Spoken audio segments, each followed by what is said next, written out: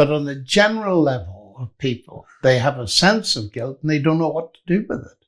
And I think the current confusion and lack of orientation, there's no compass needle to point you anywhere, has left a huge emptiness. I was very interested in reading a quotation from an economist. Deepak Lai, I think is his name. And he is saying, yes, I now know where it was. Douglas Murray quoted him.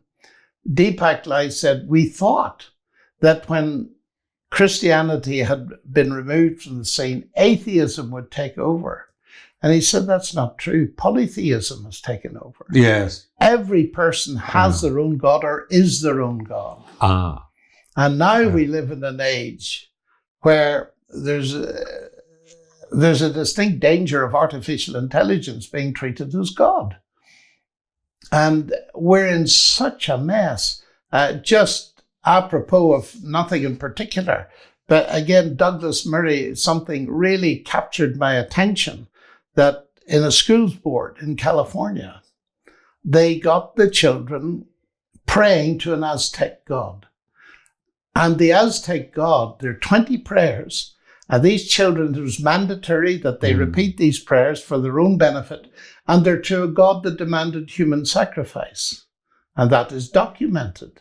And Murray is saying, this is where this business is going. Just when you think you've heard it all, along comes another story out of California. Yeah, that's absolutely right. It is terrifying. Oh, it is. I couldn't agree with you more. Now, to come back, though, you just made the comment then, that in many ways, young people have been encouraged to believe in themselves. You're God over yourself. You own your own body. You own your own destiny. Yes. Even to the extent, it seems to me, that there won't be some God out there who tells me whether I'm man or woman. I'll decide.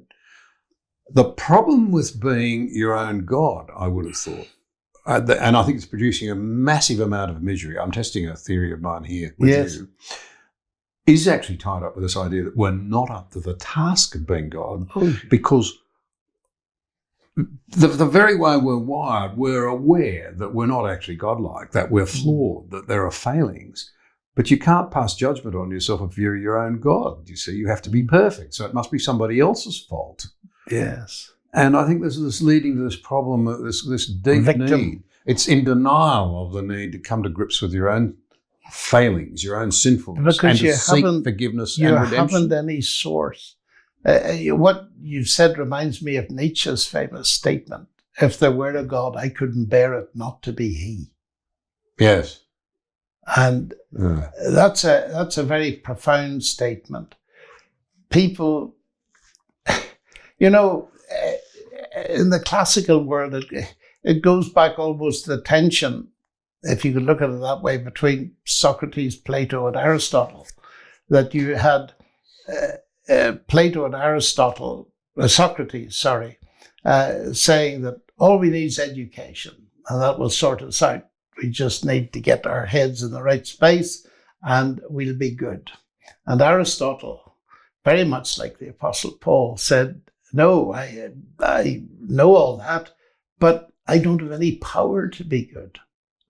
And we have this capacity for self-analysis that leads us to be miserable, but we've no power, no solution.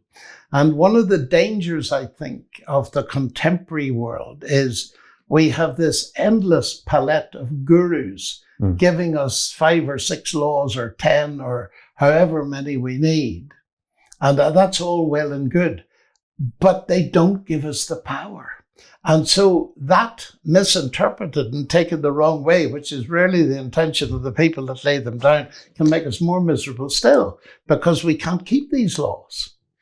And for someone to come along and tell us, no, you can't keep these laws because there's a fundamental flaw, and I want to give you the diagnosis of it, that is too radical for many people. But they're beginning to wonder whether there just might be something in that.